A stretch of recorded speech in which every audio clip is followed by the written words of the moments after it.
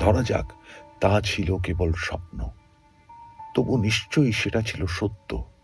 আমি একটা গোপন কথা বলি আপনাদের, ওটা আদৌ স্বপ্ন ছিল না। কারণ তারপর এমন একটা ঘটনা ঘটেছিল যা এতটাই ভয়ানক, এতটা নির্মমভাবে সত্য যে তা স্বপ্নে কল্পনা করা কখনোই সম্ভব নয়। আমার হৃদয় হয়তো শুরুতে সেই স্বপ্ন রচনা করেছিল, কিন্তু তারপর যা ঘটেছিল তা কি আমার হৃদয়ের পক্ষে সৃষ্টি করা সম্ভব? আমি একা কিভাবে এমন কিছু ভাবতে বা কল্পনা করতে পারি স্বপ্নে? আমার এই তুচ্ছ হৃদয়, এই চঞ্চল সীমাবদ্ধ মন কি এমন এক মহাসত্যের উদ্ভাবক হতে পারে?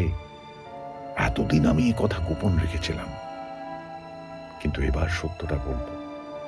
আসলে আমি ওদের সবাইকে কলুষিত করেছিলাম।